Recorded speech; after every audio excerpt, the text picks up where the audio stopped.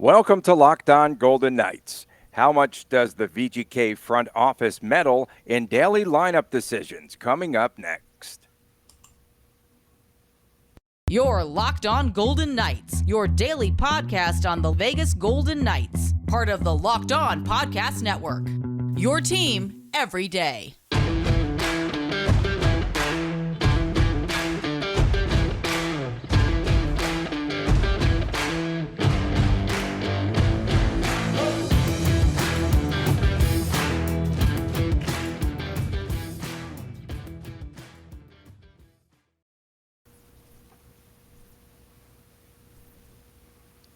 Well, hi again, everyone. The gang is all here and back together once again. And Chris, you're opening a proverbial can of worms with your topic of the day.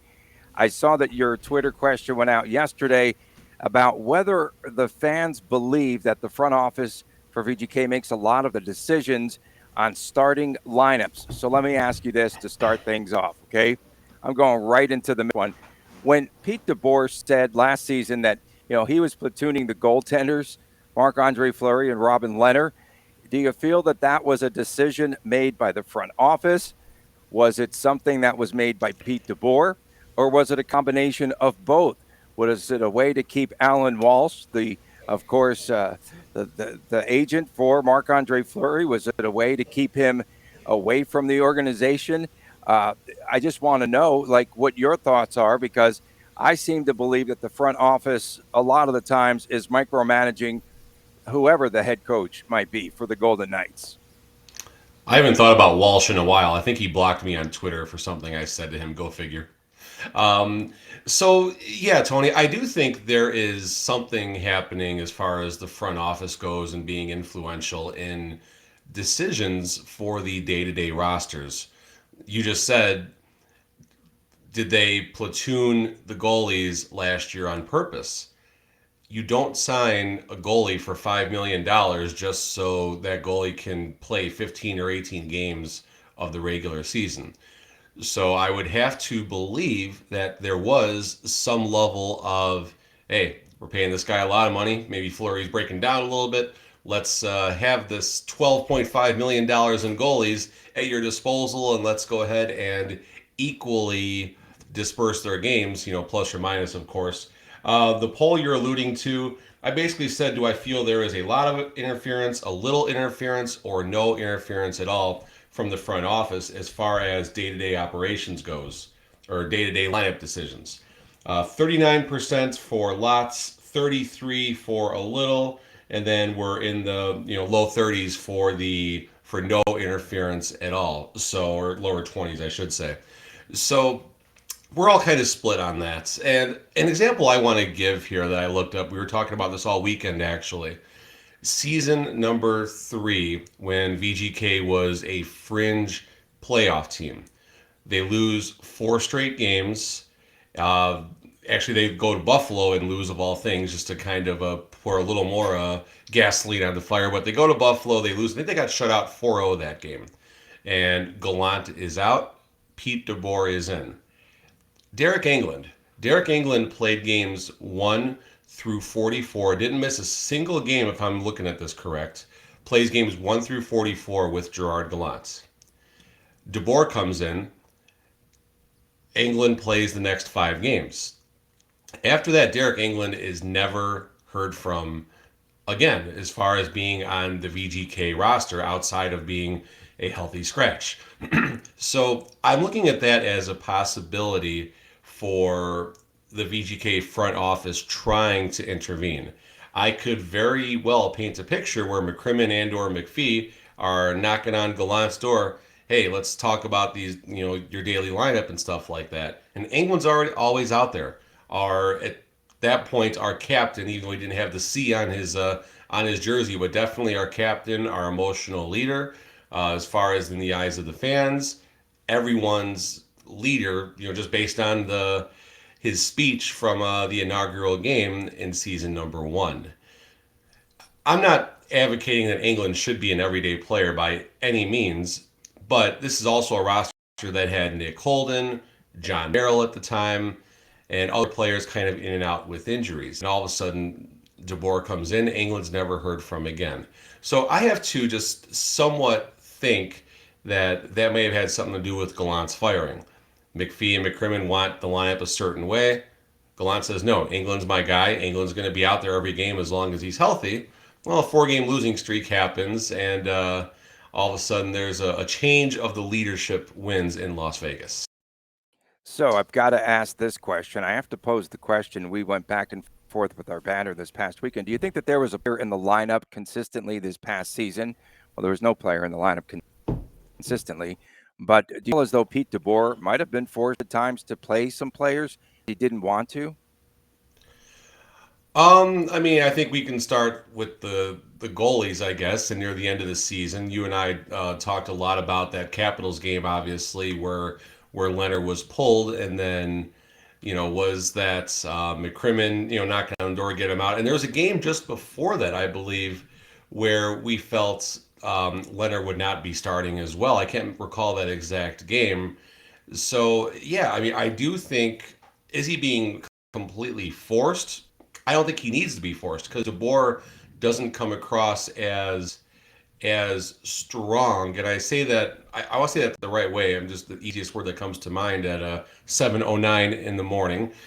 He doesn't seem to have as strong as a backbone as Gerard Gallant, as Barry Trotz, as John Tortorella. Those types of coaches will tell their GM to get the hell out of their office. I mean, that's who they are. And that's how the coach should be able to handle things.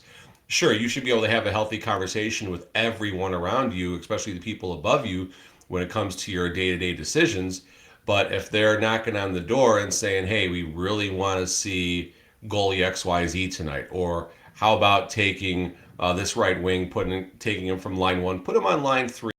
Why don't you put your line 2 center, put him up on the wing? Like, if all that is happening, then why do you have a coach? And the same thing goes uphill. We talked about McCrimmon and Foley's new interest, if you will, this year in day-to-day decisions and such. Well, why even have McCrimmon if Foley is going to be the one pulling the strings this season? Now, remember last week I was saying, will this be a good job to turn down in the future?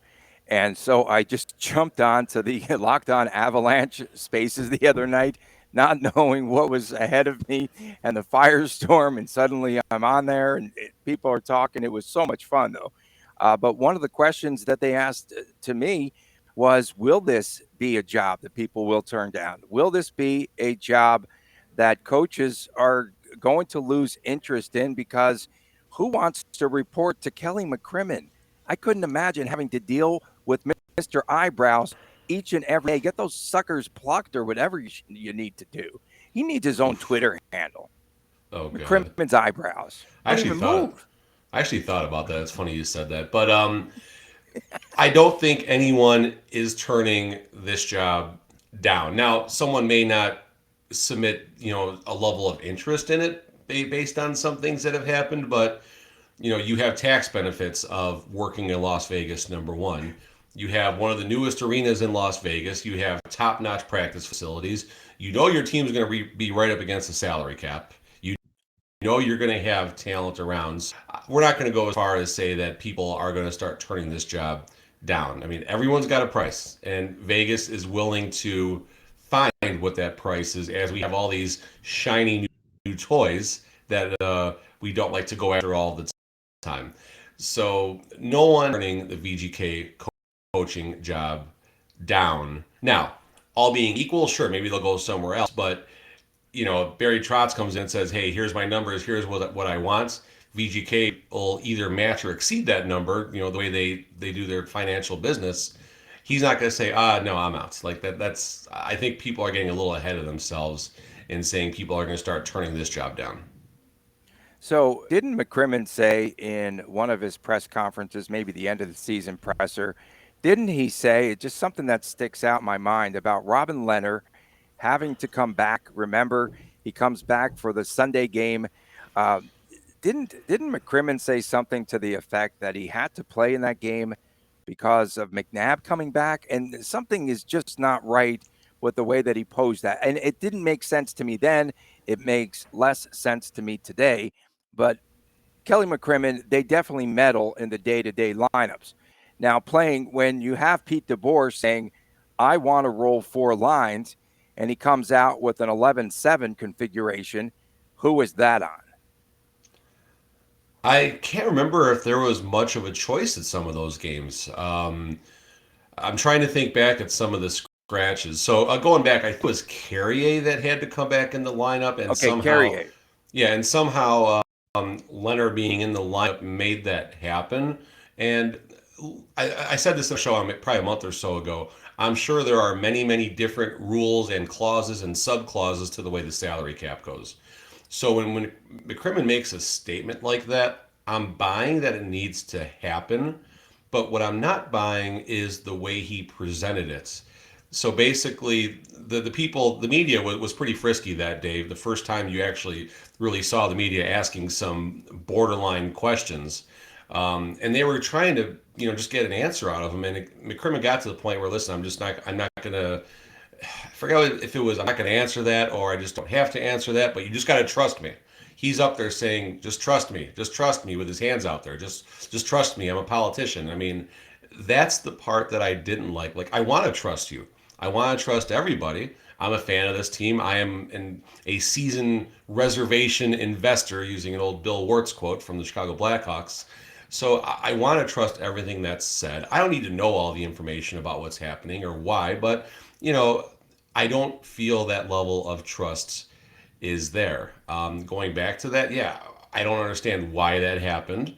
I don't understand why Lehner had to be out there. The 11-7 situation, I mean, yeah, if DeBoer had a 12 forward and was voluntarily not playing him, then yeah, that's on DeBoer. But when they were doing the 11-7, Coghlan was either playing on the power play or taking a very, very rare wing shift just simply to spell somebody, or maybe someone had a little bit of an injury, so he went out there hopefully to provide a little bit of energy. So I have to think the 11-7 was not on DeBoer. Other teams do deploy an 11-7 system, and you see that seventh defenseman going through all the different defensive combinations. You see that defenseman in the power play. You see that defenseman getting more than 2.5 or 3 minutes a game as well. That's all Coghlan was getting, if anything at all, when he was a seventh defenseman. Yeah, and to me, I just think that they are continuing to meddle the front office in those day-to-day decisions. And does that worsen now with Bill Foley saying he's going to take a more active role? I wish I could see a job description on what a more active role might look like. Yeah, no doubt. I'm curious. I don't think Foley is going to be down there in the film sessions and talking about strategies and how aggressive their forecheck's going to be, if they're going to cycle versus crash the net and stuff like that. I don't see Foley involved in that side of the things. But when it comes to roster decisions and trades, stuff like that, I think Foley's going to want to, instead of just being on the email before it happens, Foley's going to have to click approve, I think. And I believe that's going to be a little more of where his involvement comes from. And I'm curious to see how it plays out. VGK is going to make, we're probably, it's May 24th. I think the second week of July is when things really get going as far as free agency and such happens. That's when it's going to be really interesting to see what types of moves are made. I think you'll see Foley commenting on a lot of the moves, which he normally doesn't do. And it's... I said this with our friends from the Fantasy Hockey Life podcast on Sunday that's going to be coming out this week. Troubled waters in Vegas, folks. Troubled waters in Vegas with the salary cap, the meddling as we're talking about right now, and long-term contracts, the long-term stinking contracts. This window is getting tighter. And Tony, that's the thing. The long-term contracts aren't even on the front of my mind right now. That shows how much... just how much BS is out there right now. Call it what it is. There's a lot of stuff happening right now, and VGK is going to have to find a way to right the ship quickly because, like you said, Pacioretty, Stone, Pietrangelo, all these players, they're getting older. They're either close to or on the wrong side of 30. Our window was last year, in my opinion. Our window was last year, especially with the salary cap roulette wheel spinning in our favor as far as exceeding the salary cap. And I felt last year was the year. This year, they're going to have to do it on less talent on paper, but that's where we got to find hopefully a gem from Henderson that's going to help get us there, and maybe a low level free agent signing. That's just going to pop. Maybe you'll find another Chandler Stevenson out there. Coming up next, should the playoffs be expanded in the National Hockey League? Should more teams be in the postseason dance? Stay with us. More ahead right here on Locked On Golden Knights. Imagine dipping your finger into a plastic tub of birthday cake frosting and then opening your eyes and then realizing it was only 150 calories and 16 grams of protein. That is what it's like to eat a birthday cake puff from Built Bar. We just received our birthday cake puffs. Myself and Chris have never had anything like it. They're available right now. We cannot promise that they will be there tomorrow because mine are all gone. And I know how quickly they go. So go to built.com to get more. And if you haven't tried those puffs, I'll just let you in on a little secret. That's what friends do. They treat you to their puffs. And that's what Chris did with his family. I know that. They're packing all their puffs for all their outings this summer. Make every day your birthday with Built's birthday cake puffs.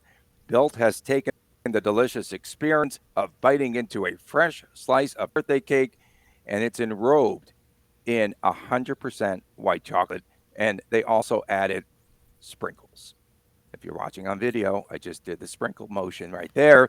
All Built Puffs covered 100% real chocolate, and of course, they are made with collagen protein, which your body absorbs more efficiently and provides tons of health benefits. Go to Built.com to get birthday cake puffs right now. Go to Built.com and use the promo code LOCK15 for 15% off at Built.com. Welcome back on Locked On Golden Knights. Tony Cordasco and Chris Gawlik. And Chris, tell all of our listeners and viewers about our new YouTube channel. They need to subscribe right now. Get to it. Yeah, folks, YouTube, Locked On VGK, just like our Twitter handle. Check it out. Very important to us if you can give us a subscribe first, like all of our videos, give us some comments, and let's continue the conversation on YouTube about today's show. Okay, so the current structure in the National Hockey League for the playoffs has half of the teams, 16 out of 32. They've come a very long way from the original 6 days where 4 of the 6 teams made it into the playoffs. Boy, that was a breeze. VGK would have loved that structure. Gary Bettman believes that this creates what he calls a competitive balance. Some are of the belief that the playoffs should be following the model of the National Basketball Association with the play-in games and all of that. So does this add more excitement in a league of parity? VGK late in the season. Remember, I was like so into it this past season. Those are the games where you're sitting at the edge of your seat and you're watching some great hockey games.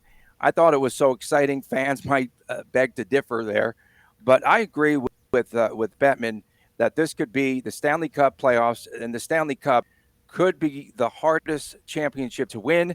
And literally saw VGK fans whining that the playoffs should have been expanded this past season.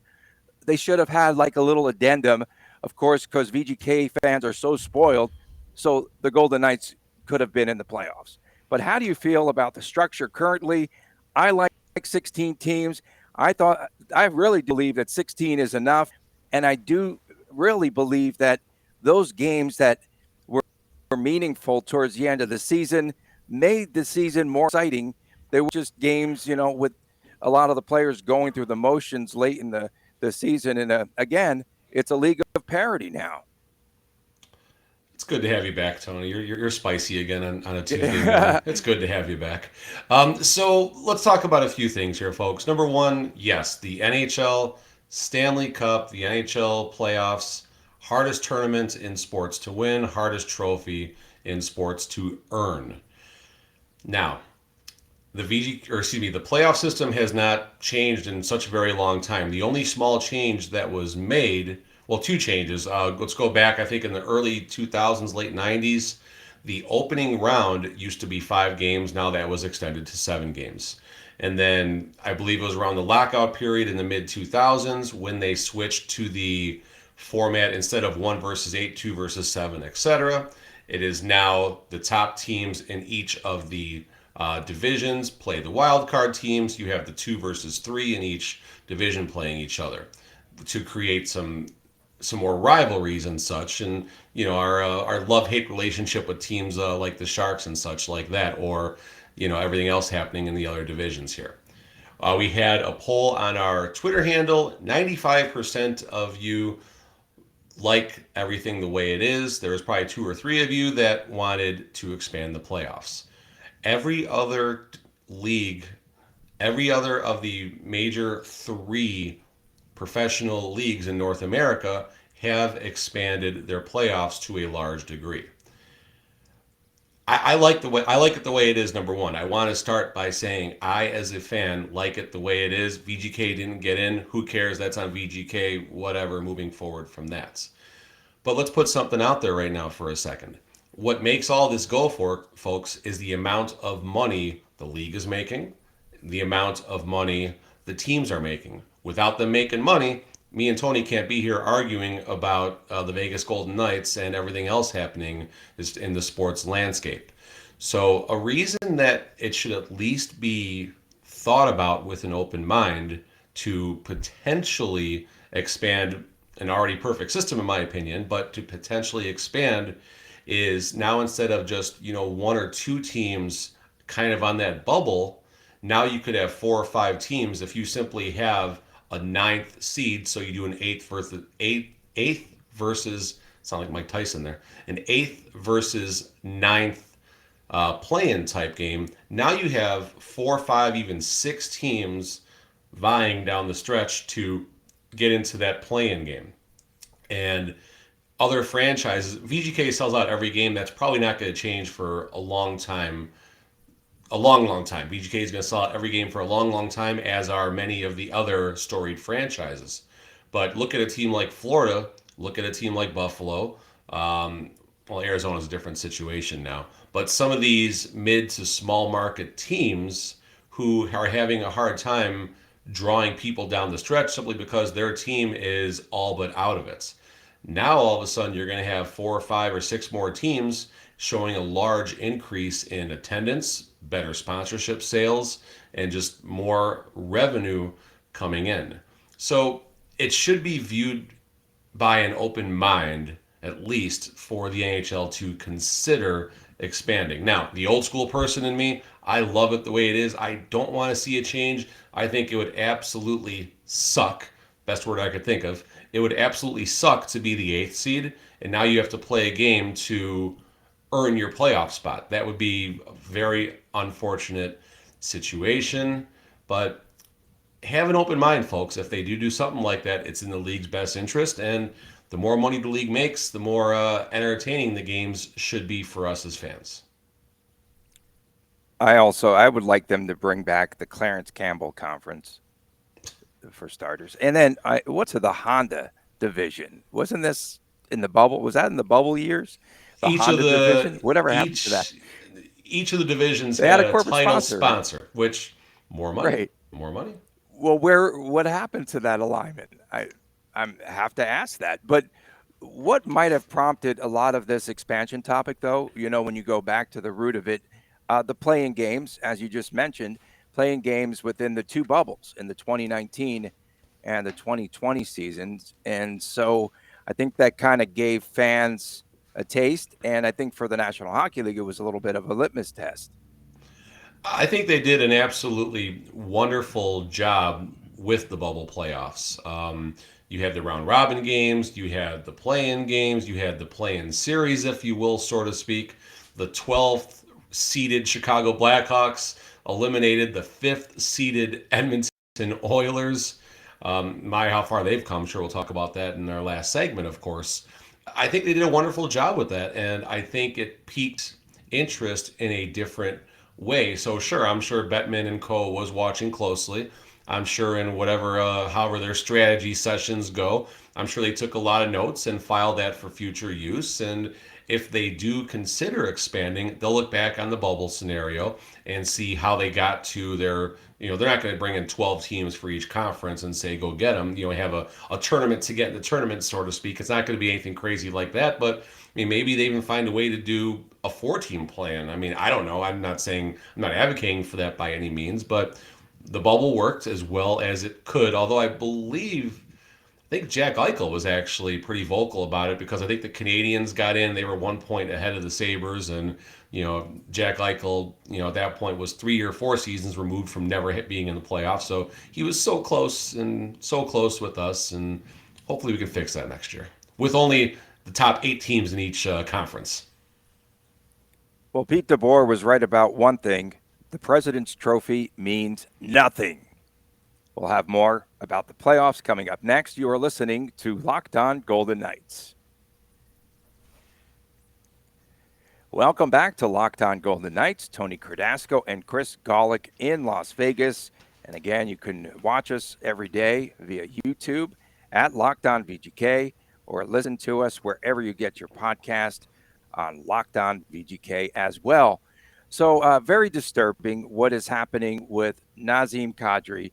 And his wife had posted on her Instagram, I guess yesterday, some of the hate messages from fans he has faced over the past 48 hours plus, death threats, racist attacks. And that happened after he ran into the Blues' Jordan Binnington, which in essence takes him out. And then we saw Binnington, who is a very, very sore sport. And I don't know why he hasn't been clocked before. Throwing a water bottle. Oh, you're throwing a water bottle at me. Hey, at Kadri. Well, at least what Kadri said that he saw, off camera there when he was doing the post-game interview. In any event, last night's game.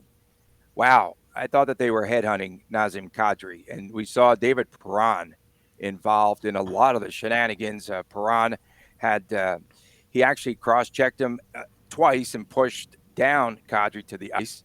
And then Kadri scores on that 5-on-3. And then late in the game, we see Perron come flying through after the second Kadri goal, right, of the night with the elbow. That he just, if that thing connected, that would have knocked him silly. So the thing that really got to me the most, and I understand why Avalanche fans might be upset, was just the lack of any action by Craig Berube, right, the head coach of the St. Louis Blues, when, they asked him about everything that was going on with Kadri, about the death threats, about all the racist comments and what have you. And he just goes, no comment. And shouldn't the head coach step up in a time like that? It's uncalled for, and there has to be some level of just caring just outside of the sportsmanship realm. I'm thinking. It's a tough one. That is such a tough scenario, and sports are sports, people.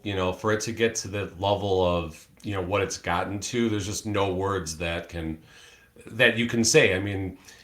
I don't know if the coach can possibly say anything at that point. Anything the coach says is going to be taken one way, and it's almost setting up the coach for that hot take that someone wants to put on their Twitter or their article and stuff like that. So I don't take him saying no comment as insensitive or inappropriate.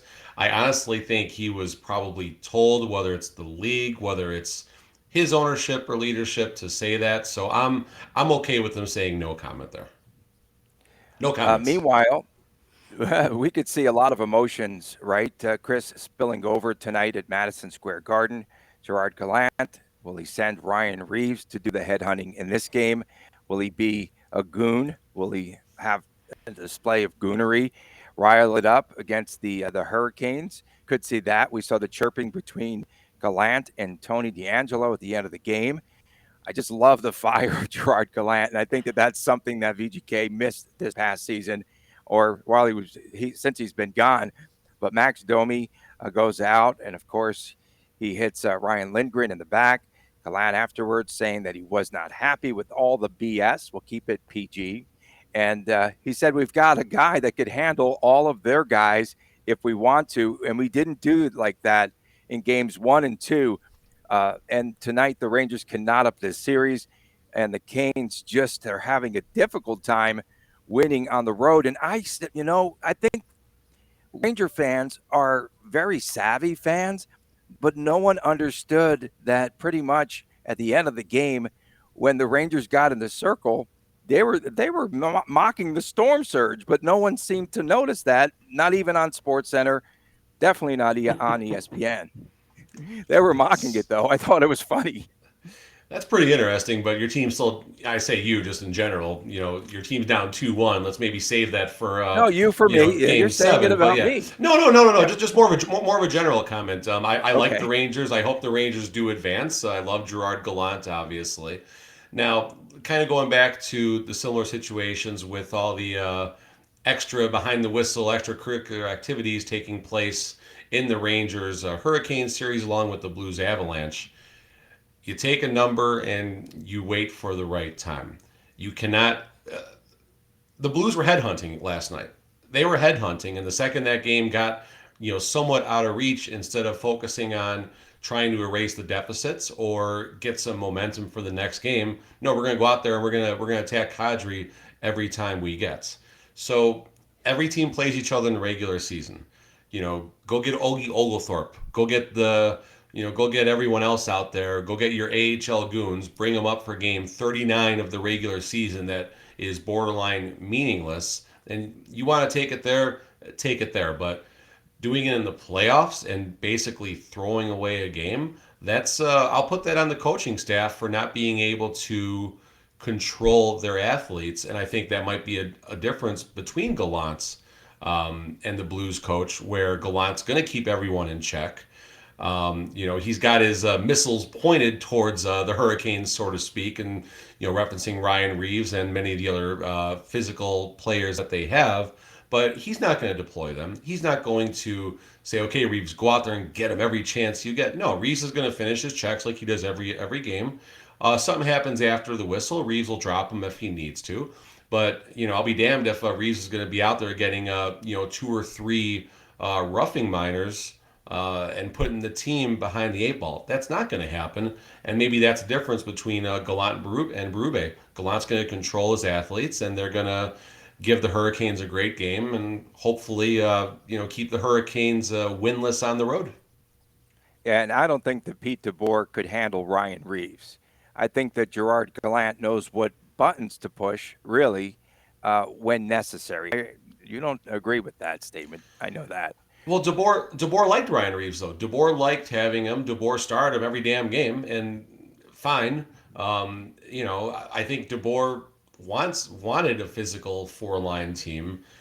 Whether there was some interference, as we talked about earlier, or just the injury wheel spinning, but DeBoer liked Reeves. Could he use him appropriately? Maybe that's a debatable topic, though. So they had a Kane Brown concert at Amalie Arena, I guess. That's why they were playing back-to-backs in that series. And Florida consented to playing the back-to-back games. Okay, if you are the Tampa Bay Lightning, and you have a streak of winning 2 cups in a row, why in the world would you schedule a country concert during the playoff picture? So right now, T-Mobile Arena, I know it's for money, but T-Mobile Arena has gone dark because these are all the playoff dates for VGK. They should have expanded the playoffs so that they'd still be alive. They'd still be playing. So the Tampa Bay Lightning move on to the Eastern Conference Finals. They sweep the Florida Panthers. Yeah, the President's Cup means nothing. Absolutely nothing. Vasi's been on fire, between the pipes. And it's the 6th trip to the Eastern Conference Finals in the last 8 seasons for Tampa, Chris. Vasilevsky, 49 saves to close out the series. He is a money goaltender. Clutch. So I think something that's not being talked about a whole lot in that series, I don't think Florida would have been swept if Quenneville was still on the bench. Cooper versus Andrew Burnett, I mean, there's not even close to that being a fair fight. Does Tampa advance if Joel Quenneville's coaching Florida? I think so. I mean, Tampa seems to be an unstoppable machine again. the third seed in the Atlantic seems to be an unstoppable force. Go figure. But if Joel Quenneville's out there, I think that series is a little bit closer. But yeah, Vasilevsky, man, he's a machine. The best goaltender in all of the world as far as hockey is concerned, in my opinion.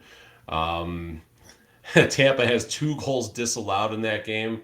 The first one, you can argue a lot. Did it hit the net? Did it not hit the net? You saw a couple players react to it. That's why I think it did hit the net. None of the replays seem to be conclusive that I saw.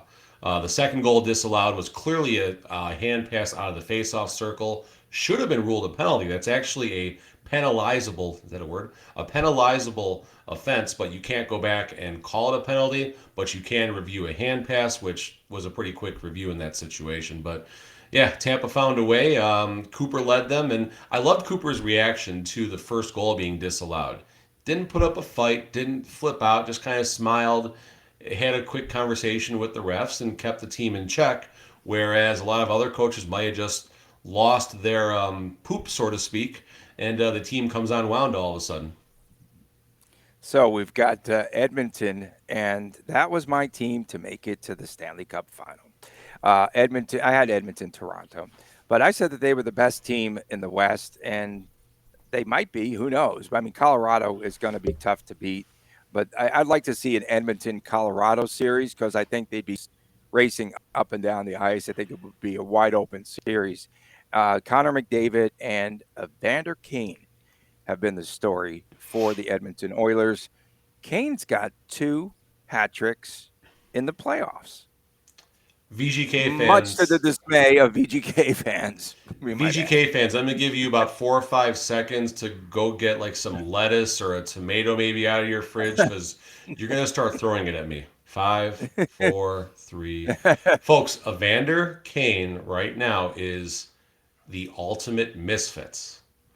He was thrown out by the Sharks for whether you agree or not, doesn't matter, but he was cut from his team he was with for a long time. Gets a second chance, as many VGK players did. Gets a second chance and is absolutely lighting the hockey world on fire. In the regular season, 43 games, 22 goals, 17 assists, and a plus 25? A plus 25. Ooh. Now he's got 10 goals, 3 assists in 10 playoff games. Folks, that could be your playoff MVP if Edmonton does simply make it to the Stanley Cup final. How can you not be rooting for this guy as a VGK fan? Sorry, tomatoes went flying over me. How can you not be rooting for this guy? I get who he is. I get everything that's happened. I'm leaving most of the off-ice drama out besides his gambling debts to various Las Vegas entertainment casinos. But it is a fun story. Now, he is out there playing on the same line as Connor McDavid. That improves a player. I get that. But I am enjoying watching Evander Kane succeed. I hope he does. I hope he does well. And it's going to make it even more fun because now whatever team he winds up joining in the offseason, whether he stays with Edmonton or not, he's going to get paid again. He's going to get a massive contract. And you could see him possibly return to, his old Atlanta days, his old days with Winnipeg, putting up a ton of points. And he's fun. He's fun to watch right now. He is fun to. I mean, remember when the Edmonton was at the first series that went to 7 games? He's up there holding up. Yeah, 7. He's up there after he gets the empty netter, holding his hands up to the crowd and stuff like that. Like, I'm sorry, I like the guy right now. I'm not sorry. I enjoy watching Evander Kane. I hope he does well. VGK fans, I get you may not like him, but if you're a VGK misfit supporter, you have to at least be excited for what he is achieving because it's awesome and it's fun, and I enjoy watching Evander Kane succeed right now, folks. I do. And he is the ultimate power forward in the National Hockey League, because that's how they refer to him. That's fair. And, of course, the Cosmopolitan is rooting for him as well, because the deeper he goes in the playoffs, the more checks he gets that will pay off his debts. Let me get here real fast. So I saw probably one of my favorite, and I want to make sure I put this, in the right way. But when Evander Kane, I think it was his first game in Vegas after that story broke about all the gambling debts at Cosmo, there was somebody in the literally in the front row of the glass on the Sharks side. So when you go to any casino, they have all these responsible gaming pamphlets about numbers to call if you're having a problem with over gambling, so to speak, ways to seek help.